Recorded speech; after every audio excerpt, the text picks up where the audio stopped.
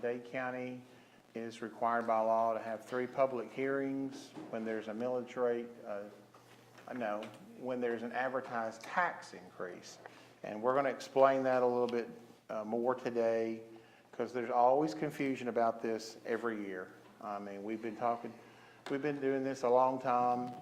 This process has been around since the year 2000 in Georgia. But let's just take this slowly, and we'll go through this a little bit at a time, and then we'll take any public comments or questions that we have out here today.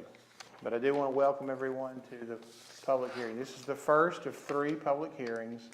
There's one today at 11 a.m. There'll be another one this afternoon in the same spot, location here in the administrative building at 6 p.m. And then there'll be one next Wednesday, at 4 p.m.? I think 4 p.m., yeah. So if you're unable to attend today, you're welcome to come to one of the others or tune in online. And we appreciate those that are online. We're going to look at millage rate process. There's different key terms I think everyone here needs to listen to. Now, I'll say this, Philip and Melissa have been here many years, and so they've heard this before. But Bob, I don't know if Bob's read this, listened to this. Some of us, we get some of this at training at ACCG, and that's our Association of County Commissioners of Georgia. But I want to go through this not just for us, but also for the public.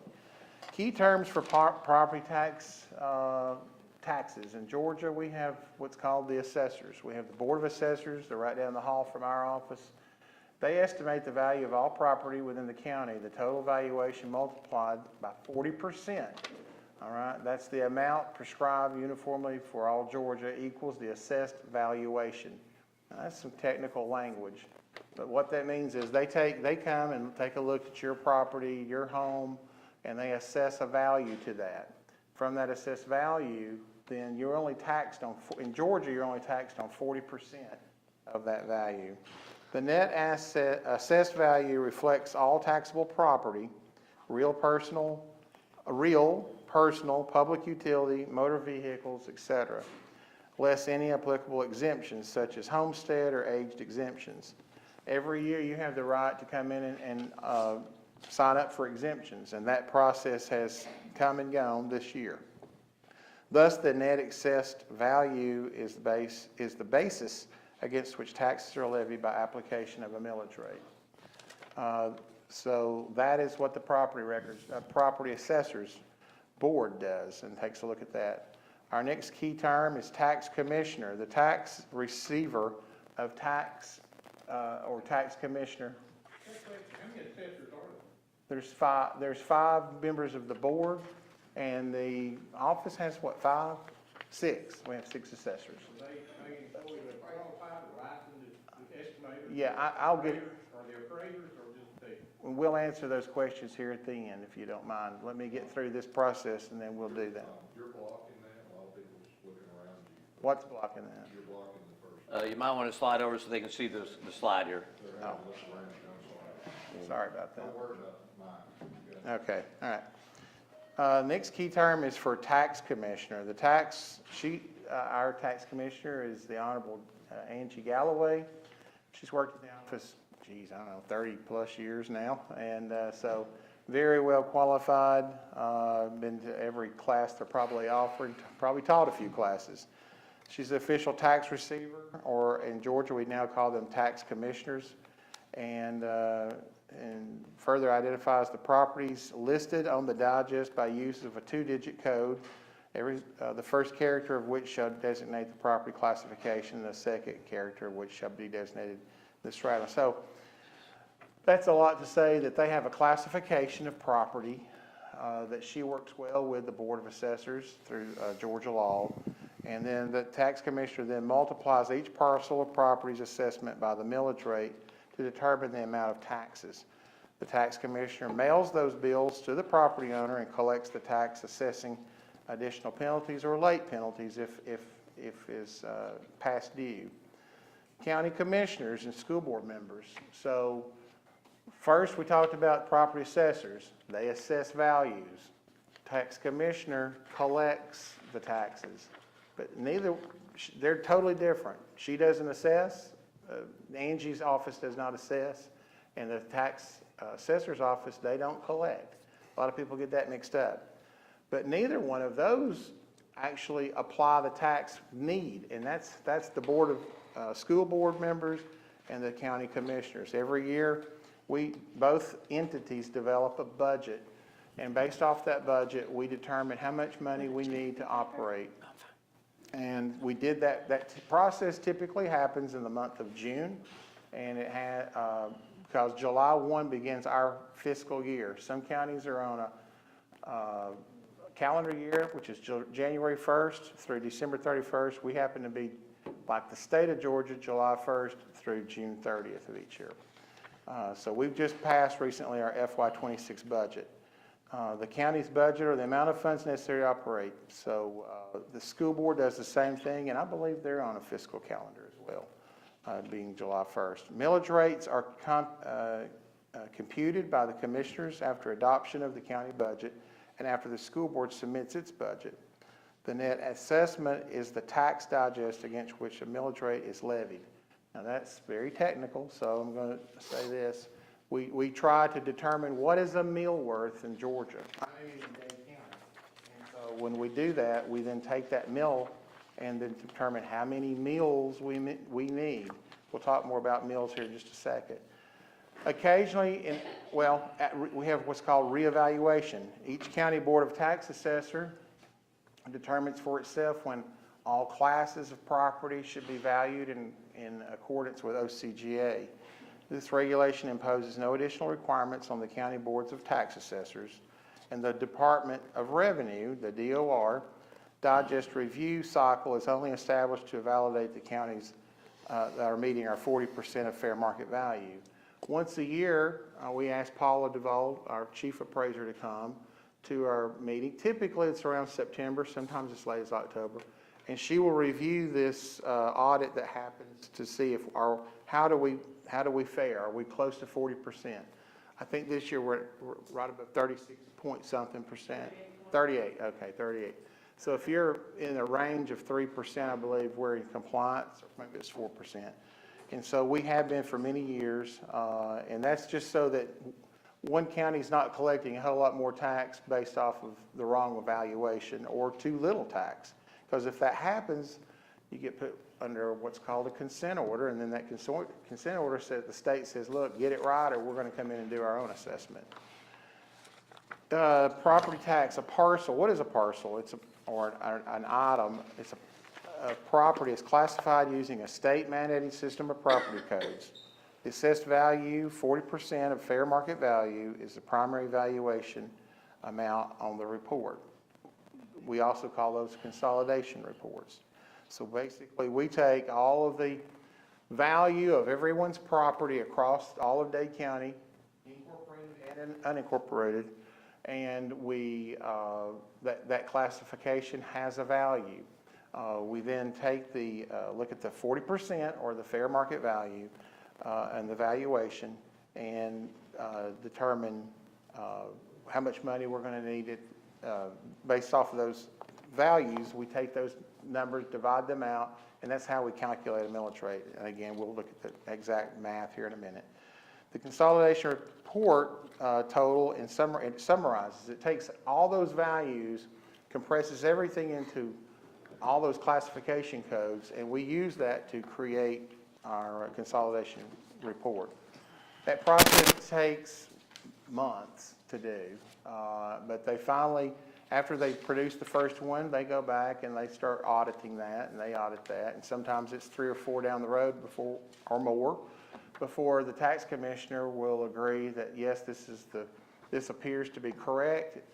Exemptions are in place, they've been noted fairly, and then so the tax commissioner works with the board of assessors to verify all that information.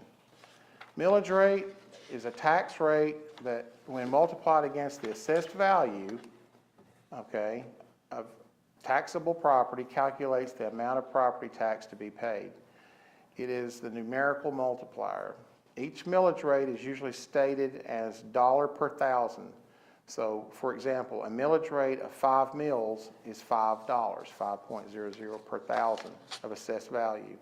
When doing calculations, the millage rate is stated as 0.005. The millage rate is established by the levying authority, and in that case, that's us right now. That's what we're doing today.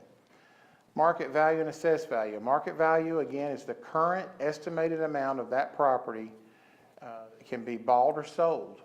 Assessed value is 40% of the market value and is used as a basis for calculating the property tax bill in Georgia. An example of this you see on the screen, and I hope you can see this online. Can you see this online? If the market value of a parcel of real property is $150,000, then its corresponding assessed value is $60,000. Remember, we talked about 40%, I'm sorry. If the assessed value is a second parcel is $50,000, then the market value is $125,000. So we're looking at this on the screen right now, $150,000 or 40% is $60,000. And 8 mills would be 0.008 or 8 mills. That's $480. That's how you can manually calculate your tax bill if you ever want to do that. And that's if you have no exemptions. That was a scenario where there's no exemptions. You pay 100% of whatever you're assessed. Total digest. Total digest is what we look at for growth. And we'll talk a little bit more about growth in a minute, but looks at the property taxpayer as a single group. Average homeowner and taxpayers looks at the individual taxpayer.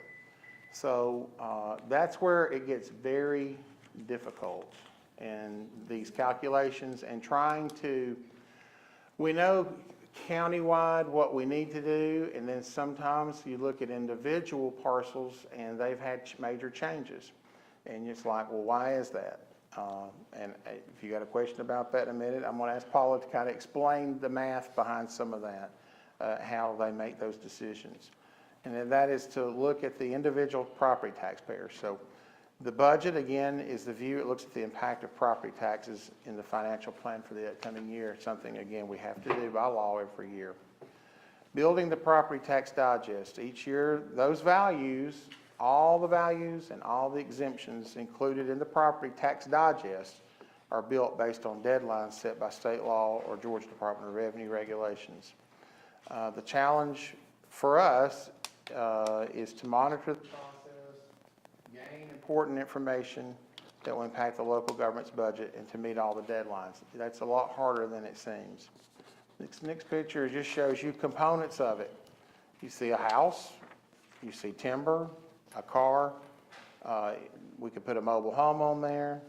Those are all things that are taxed. The property the house sits on, the home itself, and then the different things like cars or personal property or motor vehicles. And then you have it at the bottom there, it says exemptions. So looking at the calendar, every January, motor vehicle components of the digest in order as they are completed each year. Motor vehicles have to be completed by January. Timber, it's based off the sale date. Real and personal property, new construction is due by February typically. Mobile homes is March. Exemptions are due usually around May 10th, May 15th, somewhere in there. And real and personal property existing is by June. Public utilities have up until November each year to submit their information. Review of the digest for the previous year. Review each component of the previous year's digest with the tax commissioner and the tax appraiser. We do that, and we've completed that this year. We determine if there have been any changes to the previous year's digest.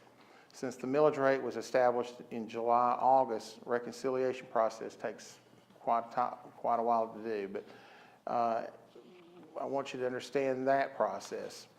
Review from the previous year is step one. We look at the review. We'll provide a final digest. And in that final digest, many of you looked online in the newspaper last week, and you saw a 5-year history. On that 5-year history, we break ours out, according to law, it requires us to break it out by unincorporated and incorporated. And so at the top, it shows real and personal property, motor vehicles, mobile homes, timber. And you calculate all of those totals, and you get the digest of $794,634,615. That's what they have went through and looked at all the assessments and assessed values for the year. And then the next line on there is the exemptions. There was $236,157 and $935 worth of exemptions. And so you take the gross digest, which was 794 million, less 236,000, a million in exemptions, and that gives you what's called the net digest, and that's $558,476. That's just the unincorporated. Same thing happens in the bottom section there too. We look at the city. We say incorporated, what we're talking about is the city of Trenton. We only have one municipality in Dade County. For instance, in Walker County, I think they have 5 municipalities. So 5 different county, they have to do this in 5 different ways, but we're looking at all the incorporated, real personal property, motor vehicle, mobile homes, timber, and all of those total gross was $159,408,947. The exemptions in the city were $38,773,219, which gave us a net digest of $120,635,728. All right. So that's the review of the final digest. That's the final digest becomes the starting point for the digest, which will be built in the upcoming year. The value of the motor vehicles included in the digest comes from the taxable values of all vehicles from the previous calendar year. So we don't just make it up. The state of Georgia tells us exactly what those are worth, and we get that information directly from the value for your vehicle. It's just like looking it up on NADA or Kelley Blue Book or whatever. The state has a classification for those to determine the value of each motor vehicle. Changes to property on motor vehicles. We did see in 2012, House Bill 386 passed, the Georgia legislature. And if you may recall, prior to 2012, you paid 100% of ad valorem on your cars. It would deflate, it would devalue every year, so you typically pay a little less. Some of you still may pay ad valorem. But the new way is called TAVT, and that is that's the new tax that began in 2013, actually, after the bill passed in 12. And there were changes to House Bill 386 with other bills to follow the next year or two. But what that is the value of motor vehicle component for each year in the tax digest. So again, TAVT and the state property folks gives us those values of the values for each vehicle that still remains on the books. All other one, and that's why you'll notice if you look at the 5-year history, motor vehicles at one time was close to $11 million in Dade County, but it slowly dropped, and every year it went from 6.8 million in 2020 to 6.2 million in 21 to 5.6 million in 22, 5.7, 5.2 in 24, and then this year it's 4.895. That number will continue to drop as those values slowly go off the books, because we don't do it anymore. We have TAVT. And if you've bought a new car, you know exactly what that is. That's basically sales tax on the car, but you pay it all at one time and you're done with it. Step 3 is determine the value of new construction. By the end of February, the chief of tax appraiser is able to estimate the value added to the tax digest from new construction. Those are typically pretty easy. We go out and find them. Once they're complete and designated as of January 1st each year, then they go on the tax value, a tax digest. And so last year, if we had, I don't know, how many parcels do we have? Over 10,000 in Dade County? So let's say we had exactly 10,000 parcels in 24, and 25, all of a sudden we have 10,500. Those are 500 new homes. I'm not saying we had 500 new homes. I'm just using this as an example. We had 500 new homes. Those are now added to the digest. They weren't there before. Those people are new, perhaps. Maybe they just built a new house. They've been here for generations. They wanted a new house, and they built one. But either way, that was now on the books as a new construction. And that's what we consider growth in the digest. And primarily, there's lots of other ways to have growth. If you go and add a pool to your swimming pool to your home, or you do some kind of add rooms or whatever, then yes, that is considered growth as well. Also, when property's reassessed, correct me if I'm wrong, if it's reassessed and all of a sudden you have been paying $1,000 for years, but really it should have been at $10,000, well, you got away for 9 years at $1,000. It should have been assessed at $10,000 9 years ago. We didn't catch it, you got it. All of a sudden now it's $10,000. A lot of people don't like that scenario, but that happens. And again, you have the right to come in and appeal that and discuss that with the Board of Assessors, and then ultimately all the way through the Board of Equalization. Mobile home component. Each mobile home in Dade County on January 1st is subject to taxation. The taxable value of the mobile home is set by the tax assessor. Property taxes for mobile homes are billed by March 1st, and payment is due May 1st. Millage rate from the previous calendar year is used for billing mobile homes. Step 5 is the impact of exemptions. If everybody in Dade County, if there were no exemptions at all, no exemptions, millage rate probably would be maybe three or four mills. I don't know, we'd have to calculate. We could do the math actually right here and figure it out. But their exemptions are on the books for many, many reasons. One of which, there's been a hardship, there's been legislation that froze the value and allowed people, just like we have our 65.5 freeze on school taxes. School board may not like that, but if you feel like you pay taxes your entire life and you no longer have great, children in the school system, they've made a way for you no longer to have to pay taxes if it's on 5 acres plus your home and you reside in that home. Now, does everybody get 100%? No, because there's times that you have a barn, or you may have some other structure on your site that you still continue to pay taxes on. So you may not be 100% exempt, but for the most part, many people now in Dade County over 65 are not paying any taxes, and that's called an exemption.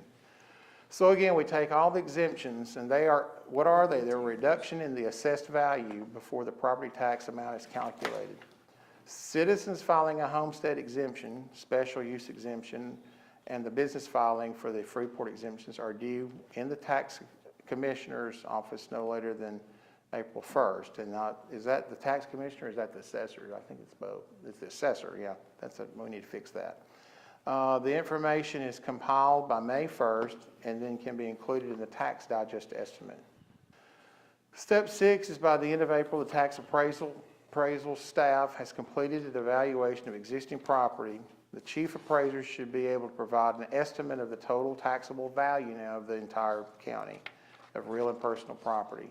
This is usually the largest component of property tax digest. Step 7 is the impact of appeals. Georgia law required that each property owner be notified by the value of their property for the year and their right to appeal the value. This is what's called a notice of assessment. Everybody in the room should have got an assessment notice. If you didn't get it, it probably came back and it's sitting down here and they're trying to find your corrected address. And they would like for you to give that to them. But that is the notice of assessment. Used to, you only got an assessment notice in the past, long ago, when there was a change. But then a few years back, they changed the law, so now everyone gets one. The property owners have 45 days from the mailing of this notice of assessment to appeal the value set by the tax assessor. By June 15th, the chief appraiser should be able to provide information on the reduction to the real and personal property value from appeals. Property tax and the proposed millage rate must be submitted to the Georgia Department of Revenue no later than September 1st. Now, we had a little snafu with House Bill 92, was it House Bill 92, and House Bill 581? 581. Yeah, House Bill 581 passed 2 years ago, House Bill 92 or whatever passed last year, and so what happened is, it kind of delayed the whole process about 30 days. Now, you know, years ago, you may recall in Dade County, you got your tax bill, it was due December 20th. There's nothing like that 5 days before Christmas. So we backed that up a few years ago. The commission, I thought, provided authority for that to happen. And so we try annually to get those bills out by September 15th or so. That's the goal. Even though we're literally 30 days behind this year, we've tried to get that. We have to do an audit. There has to be a review of our digest from the Department of Revenue. They come up and sit with our tax commissioner and review all of the information that's been presented to this board, to the school board, and even to the city, but for those two entities for sure. And they take a look at the advertisements where there was requirements to advertise any kind of tax increase or whatever. They get their ruler out, they measure it in the paper, they literally, they do it by the book. And so we go through that every year, and typically that's sometime in August. This year it is literally on the last day of August and the first day of September. Now September 1st this year happens to be Labor Day, so we're probably shooting for September 2nd. So anything that throws this off this year will delay the tax digest. That's just the way it is. The governing authority, which is Dade County Board of Commissioners, must adopt their millage rate prior to the submission to the Georgia Department of Revenue on September 1st. And therefore, that's why we're here today, and we hope to accomplish this by next week. I think the school board is set to come here next Thursday at 10 a.m., I believe. Because the school board, we have to authorize the collection for the school board's taxes. That's another law in Georgia that requires counties to do that. All of the information needed for the property tax digest has been completed, so careful estimates are required. The value of property owned by utility companies, Georgia Power, AT&T, cable, natural gas, all those, and the railroad is set by the Department of Revenue. Taxable values of these properties are provided in October, November, and the tax commissioner bills these properties accordingly through the state. Step 10 is Dade County Tax Commissioner sends real and personal tax bills. So you got your assessment notice back in May, and now you're early June, and now you're set to get the tax bill. Typically around September 15th, they may go out the 15th, so between the 15th and the 20th, which is what we shoot for, but we try to hit as close to the 15th as possible. Because 60 days later, it rolls around and it's November 10th or 15th? 15th. So 60 days later will be November 15th, and that's the day we try to shoot for every year now to finalize the collection of the revenues for the upcoming year. Property owners, again, I just said it, have 60 days to pay their tax bills. Some Georgia cities bill real and personal property directly after digest is approved. The city of Trenton bills are separate from the county. If you're listening today and you're a city resident, you know if you've been a resident any time, you get a bill from the city that's paid at City Hall. Or is it paid at you now? Nope, City Hall. All right, and but that's separate from the tax commissioner's bill. Timber component, you'll notice on the 5-year history, it did go up this year. Some years it doesn't seem to be represented well, but it appears timber harvesters did come in this year, and it was $770,000 in the unincorporated area. So that was quite an increase from the prior year. They're taxed at 100% of the fair market value in Georgia. Property taxes for timber are usually billed quarterly based on the millage rate levied by the taxing authority for the prior year. Consolidation report. Consolidation report is what we use to calculate all the numbers required to do the 5-year history in our different forms, PT 32.1 and PT 35, and it goes on and on and on. Angie has a list of unbelievable that she has to calculate. We have to look at the unincorporated area, the city of Trenton, and which is the incorporated area. The Board of Education and the Industrial Development, they take a look at the entire county as a whole. That's why if you compare ours to the county's 5-year history to the school boards, it looks a little different. They just combined both of their our top and bottom is in one report, but the numbers do match. The list of exemptions is different from maintenance and operation and bond, and that's another story for another day. Rollbacks, reductions, and other provisions. Georgia law requires that local governments reflect or calculate and report 3 rollbacks or reductions. Okay? One we don't have anymore right now. It's called the Taxpayer Bill of Rights, the TBOR reduction. I mean, it's in there, but how is it calculated? Or do we even talk about it anymore? It's not really, no, all right. The 2 that are on here that we use, it's called the insurance premium tax rollback for counties and the local option sales tax. That's the lost. You hear us report lost totals at every monthly meeting that we have, and at those lost totals every month that come in from the state of Georgia is the 1% sales tax that's collected to directly roll back property tax. It was one of the best things Georgia ever did, in my opinion. It's a direct rollback. The city of Trenton gets 20%, the county gets 80% of that. And so we take that 80% of that monies every year and we directly roll back property tax. Insurance premium tax, we'll talk about that here in just a second. Local option sales tax rollback, again, we just talked about it. I guess y'all were on that screen and I wasn't, but anyway. Calculating the lost rollback. You first obtain the amount of lost. Now this is very important. If you look on here under rate at the top left and the middle, it says value and rate over on the left. Look under rate, you'll see less rollbacks. And to calculate that, the lost rollback, you first obtain the amount of lost collected in Dade County for the previous 3 calendar year from the Department of Revenue's website. They give that to us. Second, locate the property tax digest. Again, that's the digest that we just talked about, how we get to that number.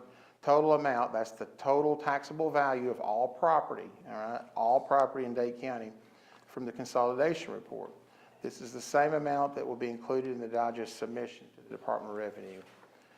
The gross millage rate and the lost millage rate rollback are reported to the Department of Revenue in columns 4 and 5. And it's, okay, PT 35, that's something internal. Premium tax rollback. So you think, what in the world's a premium tax rollback?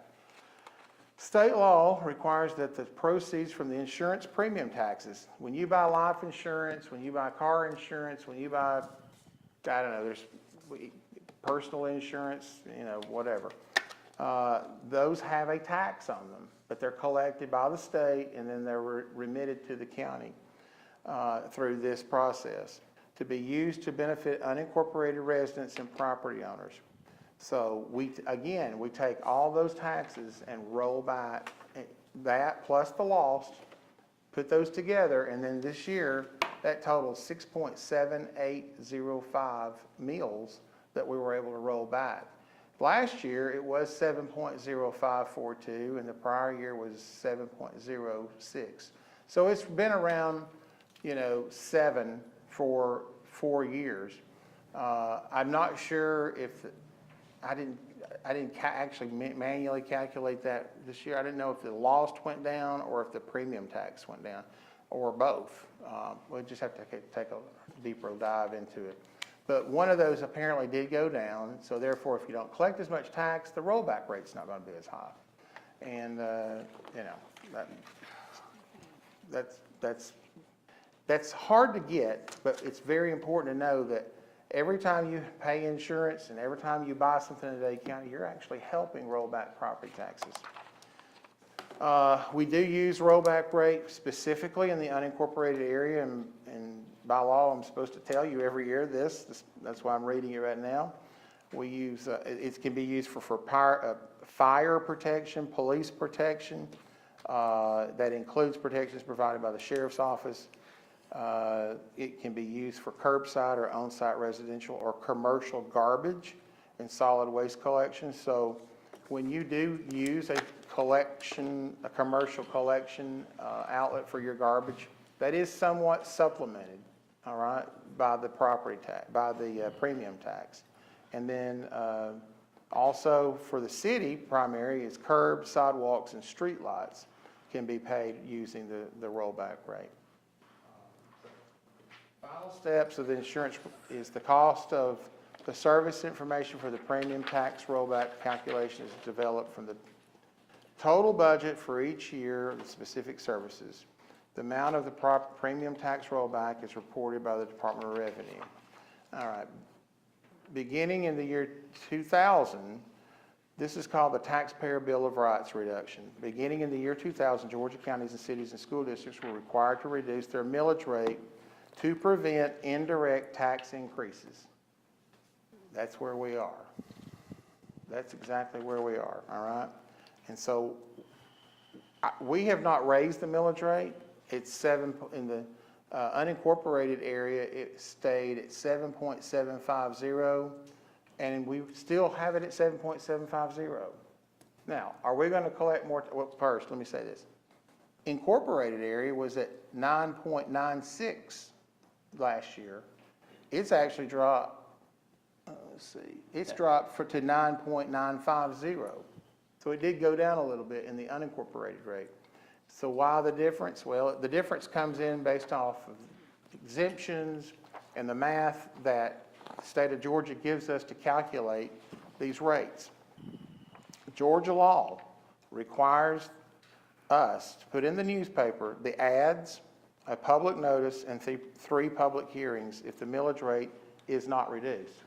Now it says if the millage rate is not reduced, all right, we left it the same, therefore we would like to collect the growth. And what is, again, growth? That is those homes that were built last year in the digest. Meaning, if we had 10,000 homes and now we have 10,500 homes, we're collecting that 500. We're collecting tax off of those new homes. We take all that money that's new and then sprinkle it across all of the current existing landowners. We can do that. But, you know, when these people come into the county, they use our streets, they use our roads. There are more people in the school system.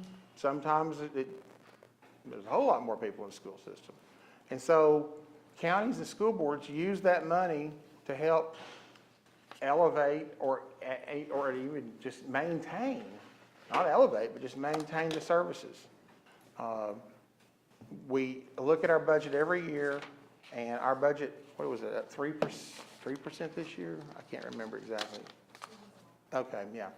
But anyway, we try not to go outrageous. There was a few years ago, we tried to do 4 mil increase because it had been year after year, we were reducing it, we were taking the growth. We were not taking the growth. We never took the growth. And it's easy because then you don't have to have your 3 public hearings. We don't have to let the public in on all this. We try to be transparent and let people know what's going on. Well, we didn't, you know, that was many years ago, and we got in a hole, a big hole. Our fund balance basically dropped to 0. Then we had tornadoes come plowing through.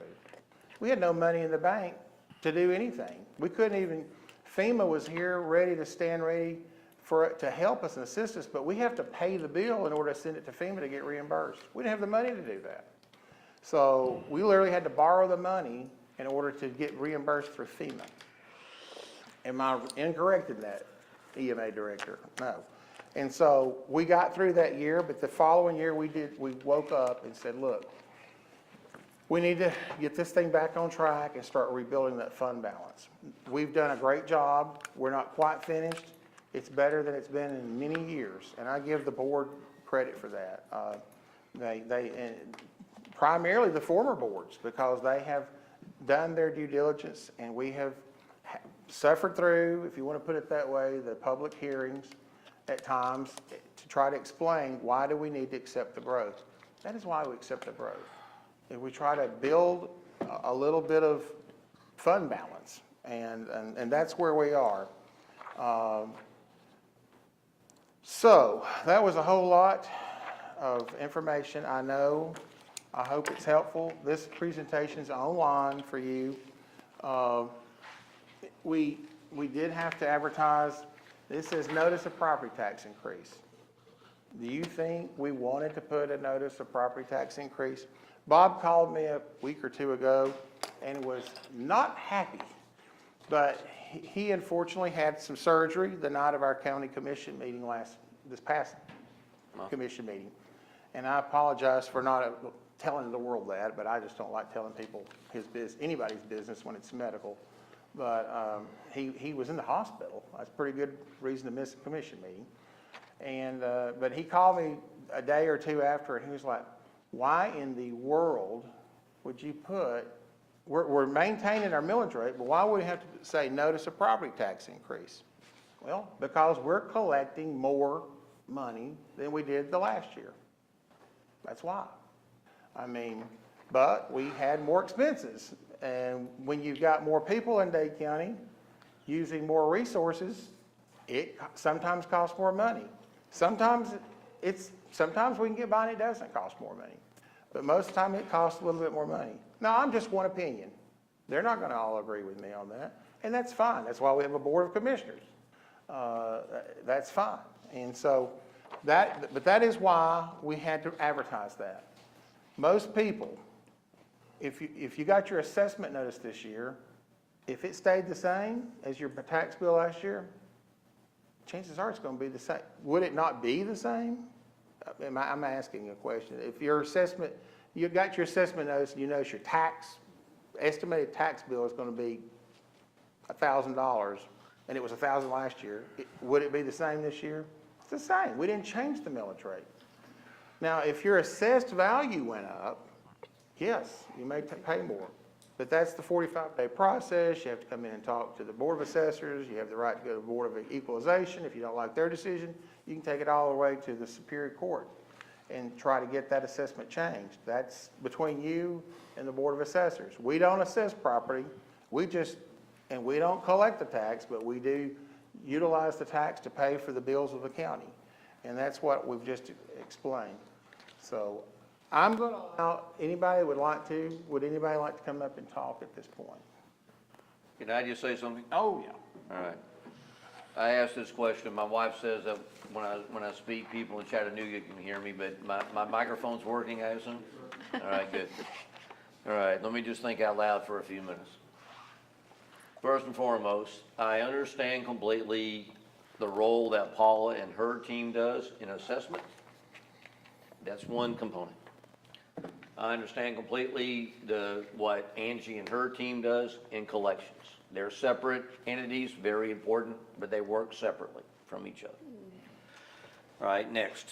All right, I never do public math, but I'll take a chance here. I have something worth $100,000. That's divided by 1,000, that would equal 100.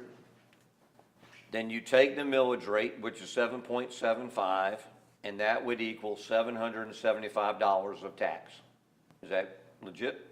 I think you got to take the 40%, right? Yeah. You missed the 40% You missed the value. 40%. Okay, So you take help me out here. $100,000. Yep, okay, go And ahead. then you take it at 40% assessed value. Yeah. And now it's 40,000. You're taxed only on the 40. Okay, so I take the 40,000, right? Correct. All right, okay. And then how does the millage rate get applied to that?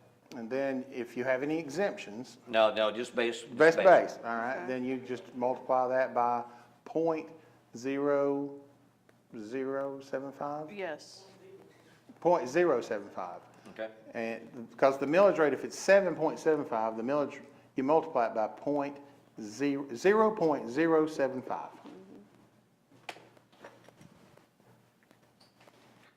all right, and then that applies to everyone, Right. and that gives us our budget, correct? When those monies come in, that's how we determine our budget? Well, I'm that's the asking. digest. You take all those, and that's, yeah, that'd be $3,000. That don't sound right. You sure that's right? 43. Yeah. All right, let's do it again. I have property worth $100,000. Yeah, Yeah. Okay, 300. all right, .0075. That's the physical digest. So, the you- assessment.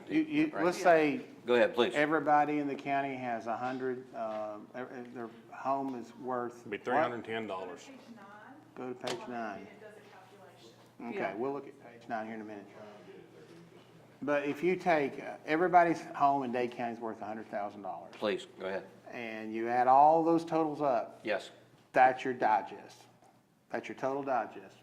Am I right, Yes, you're right. Madam Clerks and Madam Assessors and people? Okay, there it is. Perfect. Okay. There it is. All right, good. All So, right, so now you have your total digest. okay. Then you have to take off exemptions, I'm with you on that. Okay, and then you get what's called a net digest. And that's where we start calculating. okay. Well, yeah, the. All right, now that slide there is what I was, I'm sorry, what? Is the budget made before that calculation? The budget is set before, because we're in the process right now of millage rate. But we always have to have our budget passed by July 1st. I hope everybody can hear me, yeah. Passed by July 1st every year. And in this case, we've been doing that we've been doing that since 2010.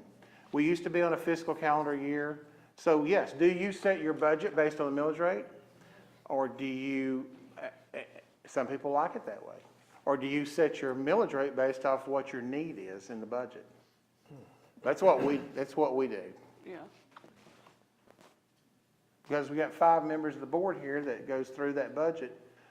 Our financial team, they go through the budget.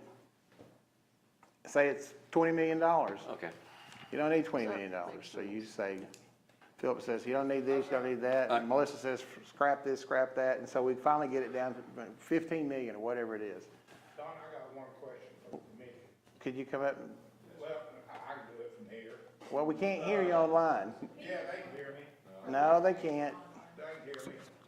People online need to hear. can you just take in the microphone? Here's mine. Is there a percentage limit on what valuation can go up on assessment? Like I've got a piece of property.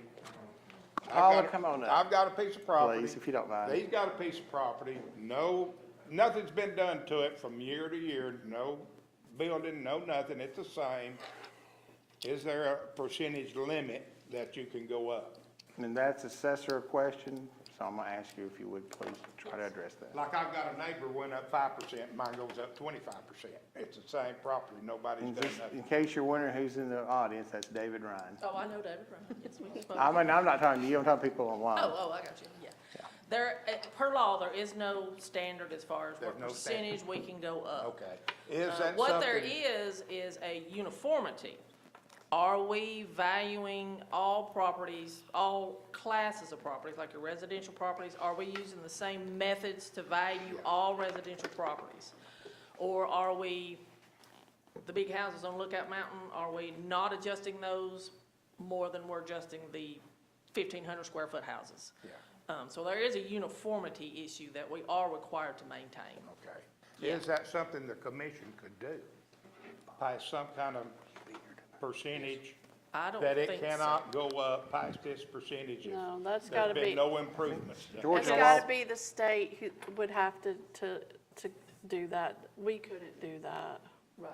Georgia law prevents us from doing it. Yeah. Because it's just a separation of duties. That's why, because otherwise, if we start getting involved on a personal basis in micro world, you know, I like this guy, I like this guy, I don't like this guy, Well, that's what you're avoiding when you put a percentage, a but that's limit. illegal. That's biased.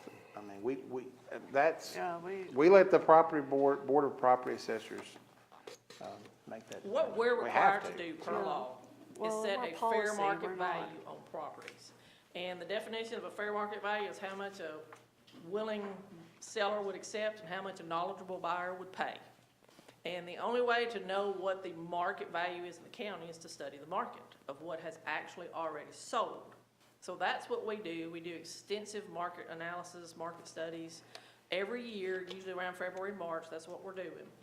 So we're looking at each area, we're looking at the county as a whole, we're looking at residential properties, commercial properties.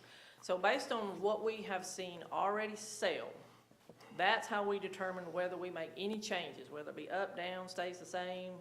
That's the information that we use to set market values. There are statistical numbers in there that we have to maintain, and that's per Department of Revenue. And what those statistical numbers tell us is how well our values that we have set line up with what has actually sold in the market. And as we've discussed, Georgia taxes at 40%. So what the statistical number is, Department of Revenue gives us a range of 0.36 to 0.42.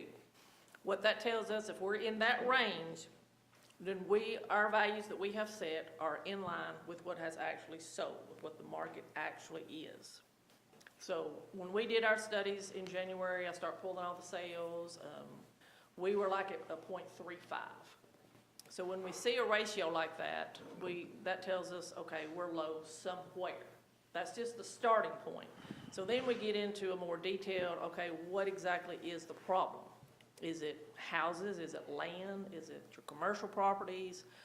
So that's where we fine tune exactly where the issue is as to why our values are lower than what the market actually is. So we're required to keep that line with what the market actually is. That's why, we get the question, well, I didn't do anything to my property. Why is it more this year than it was last year? What we're saying is based on what we saw sell in the county, even though you didn't do anything to your property, the market for your house is more you could get more this year than you could have last year based on what we saw sell.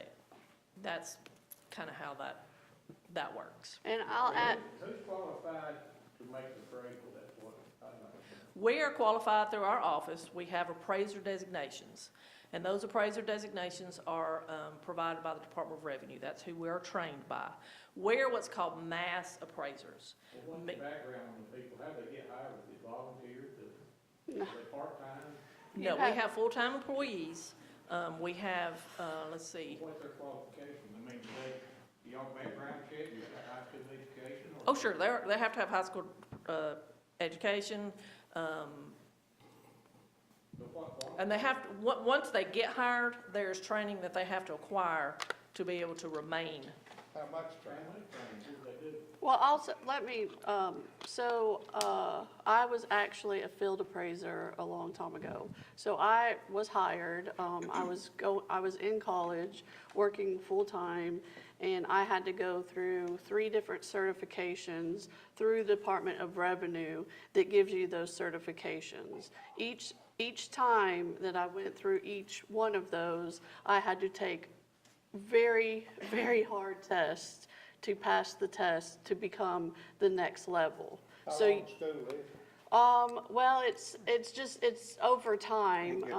It never ends. Each Yeah, class is 40 hours, and we're required every 2 years to maintain our certification. Once we pass our appraiser exams, to maintain our appraiser certification, we have to take another 48 hours within a 2-year period.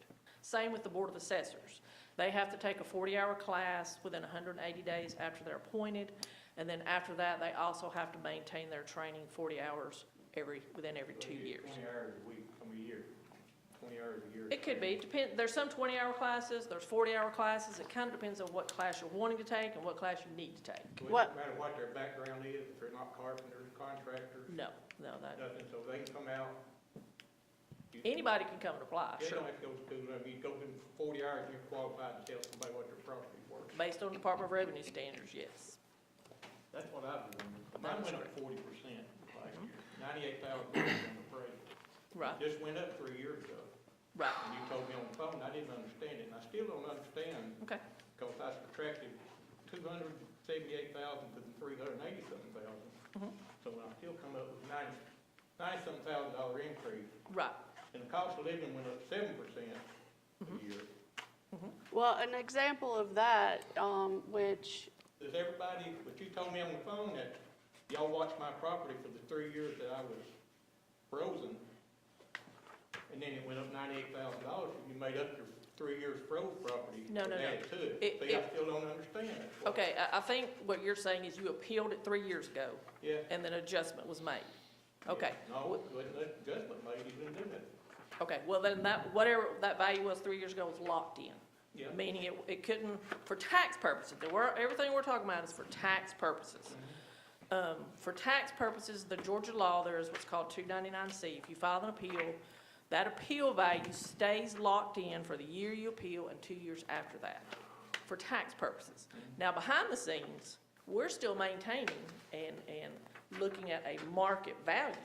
So those 3 years, your property value probably increased behind the scenes, That's what I don't understand. Well, an example of that, There ain't nothing done to the property. right? Nothing's added, nothing's helped, the house is 48 years old, Right.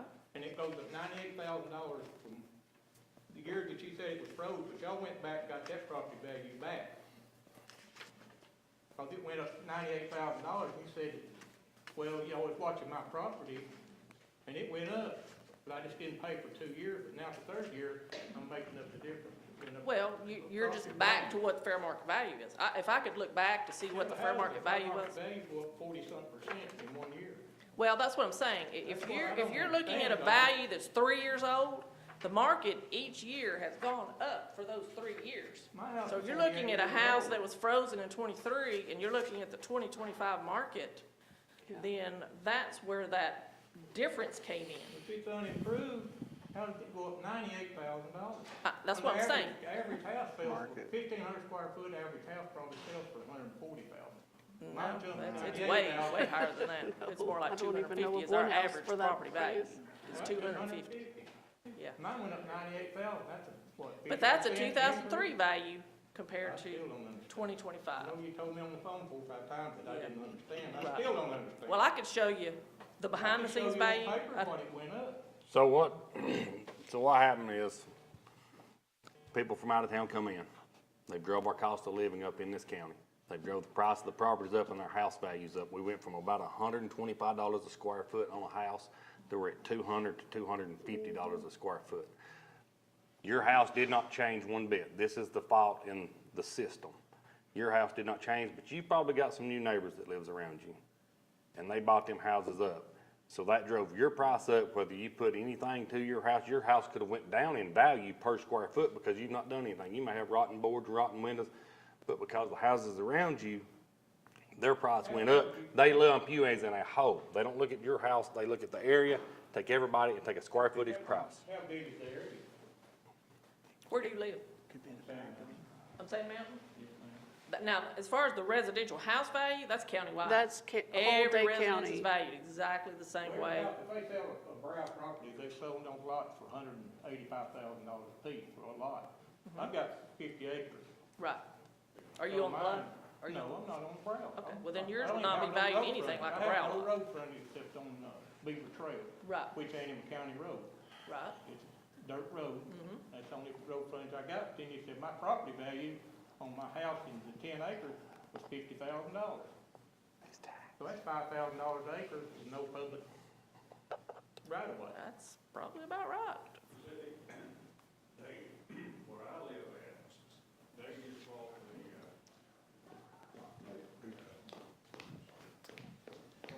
This is working. It's Shelter Park, that was $300,000. And the house across from me 2 years ago sold for about 200, and that has affected me. That's right. That's Oh. where it's coming in. So I live on Lookout Mountain, and if you're aware of that, we have million-dollar houses being built up there. So my taxes have gone up just like yours. It doesn't make me feel better because I plan on living there forever. But if I was to sell, then I possibly could probably make more money off of it, but that means my taxes are higher. So we went up, I think, ours went up about 90%. So, Went up 40%. so, you know, it's, Rate that everybody goes up. So I can go on the tax digest and everybody's property's gonna go up 40%. No. No. No, there's no uniform percentage because there's so many subjective things as far as the residents. You know, you got a 1950 built house compared to a 1980 built house. Well, they're gonna depreciate differently. Well, mine's 48 years old and it's Right. still going up, just like clockwork. Well, things Yeah, are mine- different. mine 5 is years, it's went too. up Older every houses are, 5 years. yeah, older houses are selling just as much as, almost as much as newer houses, yeah. I can't see nothing fair about that. That's not, Did you appeal this year? Did you I was come? going to, and I said, and I talked to you on the phone, and you Yeah. just told me I didn't understand. I just, you know, you said, the last time I appealed, I didn't, I didn't do no, Yeah, didn't do so no I can't good. do anything if you don't appeal. Well, I was going to, and then I just talked to you on the phone, I figured there wasn't no use in it, I mean, there wasn't no use the last time, in 3 years, it's gonna go up anyway. So, I mean, that's all I got told. Well, if, like, say, you know, you said your house was built 40 years ago. There may be things inside that house that we don't know. We can't see inside the house, so Like they ain't that's supposed to. why if you file an According to appeal. law, you ain't supposed to know what Yeah. goes on the inside, you go Well, outside. but if it affects the condition of your house, we can use that to lower the value of your house overall, based on the condition. But you have to come in and tell us, because again, we don't look at the inside unless somebody asks us to do that. Well, you ain't supposed to, because That's that's correct. private property, you can't go in and check stuff. Oh, no, I mean, no, you we can look don't. at the outside of the house, it's a brick house, but it don't mean Right, it goes up to 40% in 3 Well, years. So, it's Sure, possible. nobody around me sold a house. Frank, you're Frank, right? Frank Yeah. Clark? Your tax this year, have you checked the assessment notices? Remember the assessment notice we looked at earlier? Yeah, I got it, Okay. I brought it, I had it on, when I Okay, talked if to you'll you. look at it right now, based off our millage rate staying the same, it's down $56 from last year. Your bill went down. There's tax You must have commissioner. some exemptions. She can go check for you if you'd like Well, to. I know, but I So know if what it's my down taxes are. My taxes $56, went is down that- Because I'm 75 I years, mean- 73 years old. Right, I've well, I'm got just that. saying, I I'm got just the saying. school property taxes, I'm talking about the appraisal value. Why is everybody's appraisal value? Well, what Philip just said. I mean, when there's Well, 17 did yours new go up homes in the 40%, neighborhood and Philip? everybody went up just, 60. it Yours goes went up up. 60, David's went up 90. That's too much of a difference. on It just should one be. piece When the that I cost know of that it living went up goes up 60. 6%. My house went up, the value went up, but Mine now went I up froze my like nearly value. 80, 90%. I'm only paying taxes on my frozen value, right? That's correct. So mine goes the house up, and if I 3 acres. resell it, I'll probably get more than what it's assessed for, I hope, huh? But I'm only paying taxes on the frozen value, and if you froze your value, it's the same situation. It can go up, as long as you keep owning it, no problem. But your tax bill's No, I down haven't done that. $56 right now. 25 compared to 24. What is the average cost for a home here in Dade County right now? 250,000, when we pull up, Yep. we can pull it off our system and it'll give us an average property value. And this year's 250,000 for Well, an it goes average off of property Phil, value. like what See, Philip that's said what's too. going up. That's what's going up. Absolutely. Yes. And that's based on what has already sold. That's the only way you can get a market value. The entire county. So you take houses up on Sand Mountain, Rising Fawn, and you have to compare all those when, I'm not saying anything's better or less, but you look at Lookout and there's $1 million houses up there, but they still have to take all of that into consideration across the county, so it would be fair. And when Georgia steps in every year and does a sales, which is selling a property, sales ratio tax study, we've got to be between that 0.36 you said and 0.42. If we're out of compliance more than 2 years, the state's going to step in and ultimately demand that the county pay for a total land reevaluation.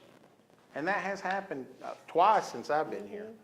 But And another situation like yours, where they had locked in 3 years ago, and behind the scenes, their property value, it increased the first year, it increased the next year. Last year, it actually decreased as far as the fair market value. But when you take that lock off, it looks like the property value increased $80,000. When technically, behind the scenes, it didn't. It's just because of that 3-year-old value versus a current value. Probably 10 years ago, the average house was probably around about 150, 175,000. Even a couple of years ago, it was. So we've gone up at least 75,000. Absolutely. What did you say it was a square foot, Philip? About 125, probably 10 years ago, 150, What is it now? 225, 250. And we've only got the base dollar per square foot at 135, so, You always got the flat rate when across the whole tax board, everybody's taxes went up back. no. As far as the dollar per square foot, the 135, that is the starting point on anybody's house. Now, you take into consideration after that, the year it was built, what condition is it in? You take into consideration, what is it built out of? What kind of design does it have? Is it just a square house, or has it got some dormers and cuts in the roof? That's gonna either increase or decrease that dollar per square foot. So that's where you're gonna get the specific dollar per square foot for each residence. That's who the 5 people on the accessory boards that's qualified. So they're qualified realtors can go in and say, They're not realtors, that is not correct. They're not realtors. They're mass appraisers. They're mass appraisers. That is what they go to for those classes. It's completely different than a house appraiser will go in, if you're in the real estate, they'll go in, they look at the floors, they look at the electricity, this is a mass appraiser. So they take those classes to they be, don't take in location. Of course. If you're Yes. if you're 1,500 feet off the road, got to maintain your own driveway, run your water line, Yes, we do. no access, I mean, you've got a right of way out. You don't have any property that joins any state road or county Yes, we road do. or nothing, so that goes into, so It these does. 5 people, they put that in the calculations? Yes, Yes. absolutely. So they sit down and say, well, his house is here. That's correct. yes. That's on the land part. We have what's called an accessibility and a desirability factor. The accessibility is just basically where you're located in the county. We have 3 accessibilities. We have Lookout Mountain, the Valley, and Sand Mountain. So you're either in one of those 3 categories. That's just your location. Then the desirability takes into account your particular individual piece of property within that area. So if you don't have road frontage, if you're landlocked, if you do have a lot of road frontage, if you have an odd-shaped lot, we take all that into consideration in that desirability. That could be from a letter A to an E. A is your top quality, E will be your lower quality. So C you is got to just an take into average. consideration, now what you're talking about houses selling in your area. Mm-hmm. Well, what if there's nothing sold that's even close to your property? I mean, 1 or 2 houses, That's where the mass appraisal part comes in. There's always gonna be sales on Sand Mountain. It's just. yeah, I know it, but Yeah. they, So knowing, whether they're exactly specifically right next to you or on your road or anything like that, it may not be. But we have to take what we have, the information that we have, and get to the best value that we can get to based on the information that we have. And that's why all those certifications are very, very important, so that they have the knowledge to be able to do what they do. Because I came into this a little bit above because I went through all those classes and knew more than what I thought I knew, unlike some of the other commissioners. But then when you become a commissioner, you have to go through classes and get certified to be an actual commissioner. So it helps to understand that, but it is very important that they go to those classes and keep that up so that they're able to do what they do. And Because we're also it is a audited lot of every year by the information. Department of Audits, which tells us if we're doing our jobs, if we're doing them right, if we're maintaining a market value. We are reviewed every 3 years by the Department of Revenue. I was just reviewed yesterday for 2024. Department of Revenue makes sure we're following the laws, the standards, the statutes. They go line by line by line, making sure we're doing everything properly. If we're not, we can get consent orders, and then eventually, if we don't correct our issues, the county can be penalized. And that makes more tax dollars, because then the county owes the state. So there's checks and balances. We're not just out here throwing out values and picking values out of the air. There are checks and balances. We are not just in that corner office back there doing whatever we want. We are maintaining fair market values based on the market that has actually taken place. And then we are audited by Department of Audits and Department of Revenue to make sure we're doing our jobs. When they did the assessment on my property, it was a year ago. And they identified themselves, they walked the property itself, Right. asked me about my storage shed, the size. And if I remember correctly, they took some pictures of the property itself to put in their record. It's Yes. possible. If you have a conservation covenant, we are required to make sure that that piece of property qualifies as an agricultural piece of property. So if they took pictures of the land itself, that would be my guess as to why they did that. They took, well, it's not agricultural. I got It's just, but they took the front and they took the back. Yeah, of the And then they buildings. took a picture of my shed. Yes. Yeah, and should be able to see those on, online on their website. And if you don't, there is an option, if you don't want your buildings, the pictures of your buildings online, just let us know. And we can tell our website, they do not want their photographs. We have people like that, maybe they had a boat under their carport, and they don't want that boat, online. So we got no problem, not displaying photos. That's not an issue at all. But yes, we are required by law, once every 3 years, to physically visit every property in the county. Now, just because your property is visited, that doesn't mean your assessment's gonna change. That's just, we're updating our photographs, we're making sure nothing's changed on the property. That's all that is. It's just a physical data information visit. Now, if you added something new, sure, it's gonna increase your property value. But if you didn't do anything, that has no bearing on your final fair market value. And y'all attempt to do that 1/3 of the county We do a third of the county each every year. year. That's correct. Over a 3-year period, you should have the entire county. That's correct. Examined. That's correct. So sometimes if we're there that year and then the next year somebody builds a building, we may not know for the next 2 years. So they're not being taxed on that building for 2 years because we only physically visit the properties once every 3 years. So those situations can happen too. Or you tear something down. If we're not notified, we're not gonna know until we go back out within that 3-year review period, and then we're gonna see, oh, well, this building's not there anymore. So, there can be situations like that. But yeah, we are online, everything is out there for everyone to see. You look at your neighbors, pull the sales, you can look at the maps, and there's all kinds of great resources on our website that you can access. And then come in again and talk to us. And let me show you what a sales ratio looks like and what that process is. Be glad to do that. Any other questions? Commissioners? I've got, now I would like to speak. Yep. So she has a job to do, which is to assess the properties. Don and them has a job to do, which is to do the budget, tell us what they think they need to run the county. We as commissioners has got a job to do. We're the checks and balances for that.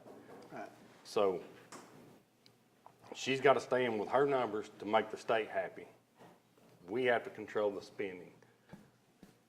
And I'll speak about it more tonight, but I propose that we at least go to 7.25%.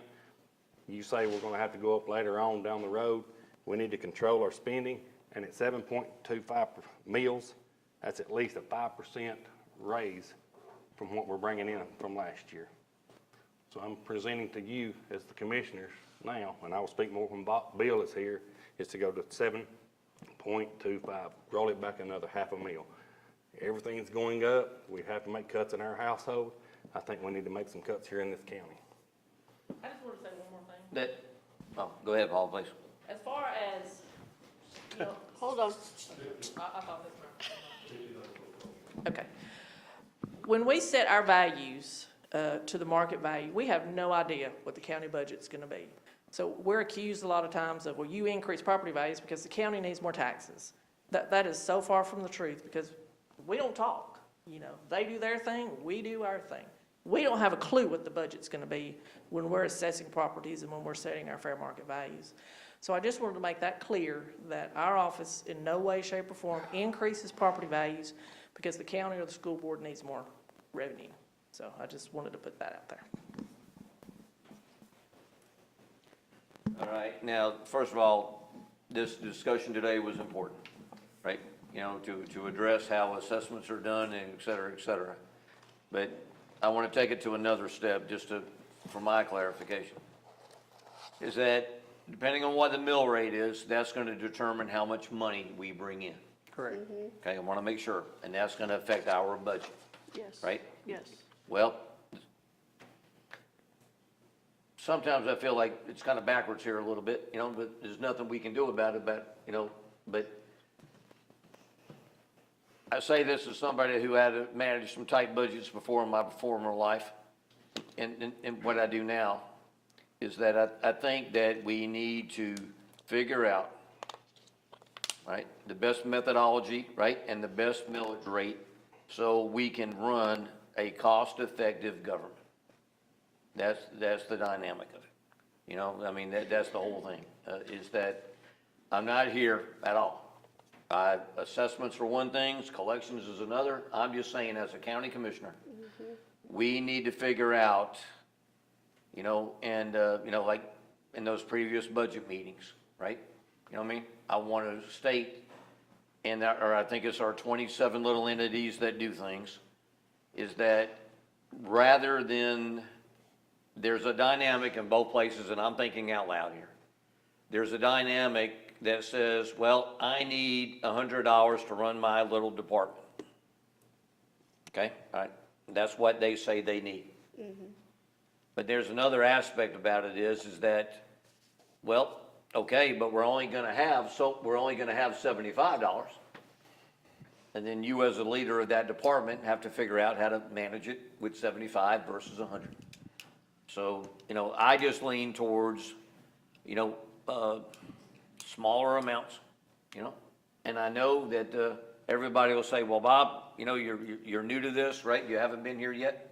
But at the same point, you know, I know about managing some things, right? And we have to figure out collectively, you know, both as the county commission and as everyone that runs our departments, how to be efficient, right? And not make an assumption that you're always gonna get what you had before. That's all I have to say, Don. Thank you. And one last thing for me is, what the state calls growth, what y'all call growth, that's not growth to me. The state coming in like telling you your house is worth 40% more, that's not growth. Growth to me is new houses and new businesses, period. So if in my opinion, from the numbers I've run, at that 7.25, we're capturing the new houses and the businesses, and that's it. I mean, what's the calculation? How did You're you about- do the math? I mean, You're about 200 and something No, I mean, how did you derive the math, though? I'm just wondering. Okay, from that. new construction, though, how I'm did you? just saying, I'm trying to catch some of the new construction. Okay, If you stay at 7.75, okay. we're more than what we collected last year, correct? Say that one more We're, time. we're bringing in more money than what we collected. Yes, that's All right. correct. Which is part of it from us that don't have our properties froze. Part of that extra money comes from my property tax. From unfrozen properties, Unfrozen okay, property taxes. correct. If I'm paying you $100 last year for my property taxes and you charge me $110 this year, my property taxes went up. Right. Because you told me my house was worth Right, X amount of dollars more. right. Period. Growth is new businesses and new houses. All this time, we talk about we need growth so our property taxes and stuff will go down. It's never done. So, I'm just asking about, let's say that some of those are short-term rentals. If a person owns, let's say you That you is a didn't own bit- any short-term That rentals. is a business. Yeah, if you didn't own any short-term rentals in 2024, now all of a sudden you own 10. Those are not usually exempt, right? Nope. You pay almost 100%, and do you probably pay 100%? I don't even know how you get an exemption on it. You Okay. don't. Okay. You don't. So all of a sudden now you've got 10 properties that were here before, but you bought them and they're just gonna be income properties you hope for, you know, whatever, however they pay out in the future. But they're considered short-term rentals. Those people that come and visit, they don't live here, but they're still using our services. Let's say, I mean, this is a crazy scenario, but let's say we have a pickleball contest. Or they just get together, somebody out in the world says, we're gonna come down and play pickleball. Those 10 fill up, they all go down here and play on our 4 courts or whatever, however we got. But you go every Monday and play pickleball. Well, there ain't no way you're playing this Monday, because all of a sudden, there's 20 different people down there playing. Well, you live here, but yet your services have just been limited. Now, they're paying more, the value of those 10 homes did go up, and yes, the owner is paying more tax in those homes. And in a weird way, if you think about it, the pickleball lease people, coming in and paying the short-term rental fee, they're in that fee, the owner has included the increase in taxes. So in a way, they are paying a little bit of the tax. And they're like, well, you know, we're entitled to go down here and use the pickleball courts. All right, so since you're on that, how do we pay for them pickleball courts? Originally splossed, And if we put in new pickleball courts right now, how will we pay for them pickleball courts? most likely splossed, I And where would does that hope. come Now, from? the And where does that come maintenance from? though, maintenance would be a general fund. I'm sorry, what? Where does that come from? The sales Splost. tax. And That so they're those here people are and spending paying, money. and those people are paying sales tax, they're paying the short-term rental tax, which is 8%. So they're paying to do it. They're paying to get to use it. It's just, I'm saying, the regular guy that's down the street, that always plays on Monday night, he didn't, you know, they don't get to play this Monday night. I guess they gotta go to church around here and play or something. Okay, with that, so. That's a strange scenario, but I'm just trying to I just was trying to figure out the growth. I mean, I see growth, I understand. If it's somebody that's 40%, Yeah. if it's higher than it was last year, and you have done nothing except the market rate has changed, but for whatever reason, you did not freeze your rate, you are subject to a tax increase. Even if our millage rate stays the same and the school board stayed the same, there's still a possibility you might pay more. I mean, possibility, but, So with what's being said between, and I'm taking a Bob's advice, I'm thinking out loud. So with that, if we were to go down, where does that put us with not knowing a few of the budget items that will be coming up in the future? that's a good question. Would we be in trouble? Well, I mean, we'll have to figure out a way to pay for it. So, here's So me that's thinking out loud. My concern. Do we go on vacation and then say how much money we made this year, or do we say how much money we make and then go on vacation? I mean, don't go we're- on we're- vacation. well, I ain't with Yeah, this, I'm just saying, we set the Vacation. budget and then see how much revenue we got. We've set the budget beforehand. She told us how much money we've got coming in. It is our job to decide if we want to roll back this rate or not. It is our job to look after the citizens of this county. So we set the budget this year earlier than we set the millage rate. Are you saying we set the budget too high? We should set the budget after we do the millage rate. Oh, well, Plain and simple. Yeah, I Wholeheartedly. agree with that. And That's what what I was saying happen- about it being So, Yeah. what happens when you, and we do, but we don't know what the lost ratio, and I know Right. you're gonna roll your eyes, but the lost ratio, we don't know how much the sales tax, the insurance ratio are gonna affect it, and once we get those calculations from the state and put them in, and all of a sudden, they go way down, and there's a tax, our millage rate, actually, the rollback rate goes up. Yep. So do we not accept the rollback rate, even to collect what we were taking? So you're telling me It's happened. then in y'all's office, y'all can't look at the last 7 years, last 10 years and see the trend? It's been good. Now, it's Even if apparently, you go back longer than that, it's still pretty steady. but if you take a look The at, only things that made changes was '08 when the housing market crashed. COVID made it better. We took in internet sales tax. Right. Now you've got hotel motel tax that we're taking in, what they didn't have a few years ago. We changed the way we do tags on vehicles. Right. It costs me $1,000 a year to own my truck because of Yep. the way we changed our tag process. And I trade out about every 4 to 5 years.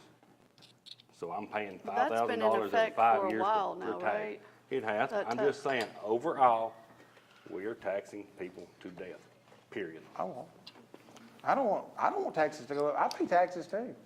I don't want taxes to I go didn't up. say you didn't. I'm just saying, it is our job as commissioners to help control spending. I will speak Absolutely. more on this tonight while Mr. Pullen is here. That's why I'm not saying it right now. Okay. Anything else? No, thank you. Anything else? Any other questions? Oh, Hold on, hold on. But we had, got one can more. we take it afterwards? Because she hasn't had a chance to speak, and you spoke quite lengthy. Come on up. Come. I didn't see you sneak in there. Tell us, speak Here, right behind the here, mic so the we can mic. hear you. Okay, so I know when you were doing your presentations, you said one of the issues, I don't want to turn my back for guys. no, you're fine, go ahead. Go ahead. So one of the things that you had said had to do specifically with the millage rate, had to do with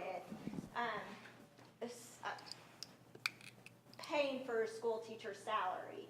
My question is how does having our lineman school here affect the millage rate with that, knowing that we only have people who are here for a certain period of time who are not really having any students obviously in the school during that short period of time? I mean, you know, Stephen Henry has built many buildings around here that he's using, I guess, essentially, if you want to consider it short-term rentals for that. So how does that affect our millage rate with the Lyman School being here? So how and did- not really contributing to anything long-term? Right. So how it affects it is, everywhere they stay, if they're paying, if they were short-term, they're not short-term because they don't meet the guideline. They're right over that guideline. But long-term, those rental places that they're staying in are taxed at 100% property tax. So if they were built and constructed for the sole purpose of linemen staying here, it's probably built, it's most likely built into their rent that they're paying. And the other way is, every time they go eat meals, which linemen love to eat, which we're thankful for, they eat 4 times a day, it appears, they pay sales tax. And so they're not only paying the help E-splost, splost, and lost, that lost is a direct benefit to roll back property tax. Every time they buy food, they're helping roll back our property tax. Yeah, I guess too, though, could you not also use the argument that Mr. Hartline was saying as well, though, that if we don't have growth and bring additional restaurants in here, let's face it, we have, sit-down actual restaurants, a total of 1, 2, 3, maybe 4, not counting fast food. Ah, And well, so, I mean, we have Jefferson's, Doritos, Trace 3, and then, Raphael's. And we have Sand Lookout Mountain. Mountain Pizza. Lookout I'm Mountain. us There here you in go. the Just city, in the right? city. Let's face it, a lot of them probably aren't going other places unless they live there. They're going to Chattanooga, or they're going to Lookout Valley to eat. That's not any of our money that we're saying here. So if we continue to raise these prices, like Mr. Hartline's saying, if we don't look at growth in regards to trying to get more of these restaurants in, all that money is going out and not here. You want to answer that? I don't quite understand. I do. The demographics is it's hard to get them to stay here. They don't, Yeah. they don't, in my opinion, they would rather, we don't have enough support to keep restaurants like that open. When I was on the Chamber of Commerce previously, and we looked at chain restaurants like you're referring to, 25,000, right, traffic flow is, they needed, right? We didn't reach that, right? Years ago, and Western Sizzlin was willing to come up here, right? And they were gonna put a trailer over in the Gross Furniture Park, the shopping center. And they were gonna try. And I'll tell you right now, there's no doubt in my mind. I'd go to my grave tomorrow knowing that people in Dade County want a steakhouse. There's no doubt, right? Well, what happened? We didn't have our act together back in the day. And depending on who you called and what phase of the moon it was and that type of thing, you got different answers, right? Yeah. And so we didn't have a process like we do now where businesses turn to. They would call people, and I won't mention direct names, but they called and some local folks said, no, blank you, we don't want you here, right? Go away. So Western Sizzlin said, I'll never deal with Dade County again. All they were willing to do is set up a trailer for pickup, right, to go orders to see if there was an interest. And if there was, they would have built a restaurant here. But it didn't work, right? Right? And Dade County just didn't handle it, and they're gone. But all the other chains, miss, I just know this, right? They need 25,000 worth of traffic flow, and we don't quite have it here. Yeah.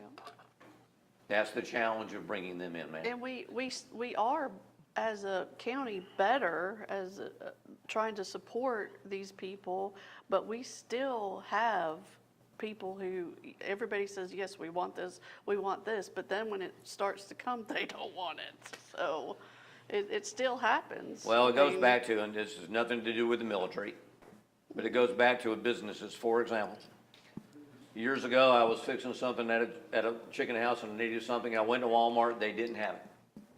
All right, Walmart, look at that. I went down to Ace Hardware, they did, but I was on the chamber at the time, and I said, just out of curiosity, you've been here longer than Walmart, right? What do you think about that? And Ace Hardware said Walmart was the best thing that ever happened to us, right? It increased our business a lot, right? You know, and so there's different dynamics, you know, everybody has a different view from where they sit, you know? And one other thing about, you talking about the rentals and people are building for the linemen and stuff, the misconception is that them people that rent don't pay property tax. That's not true. No.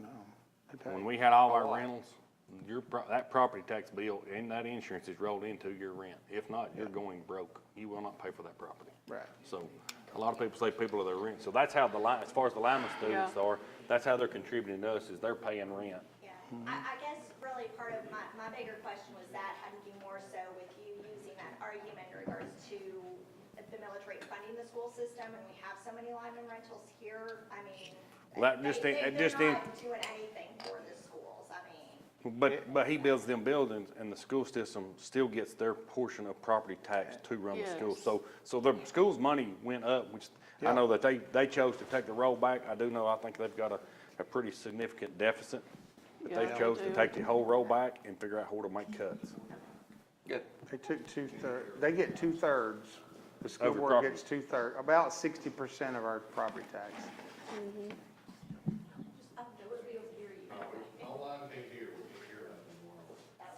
All right, All right, well, thank you very much. thank you. Yeah.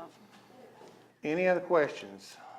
All right, hearing none, we will adjourn, and we'll see you back at 6 PM if you're interested in coming back. Thank you.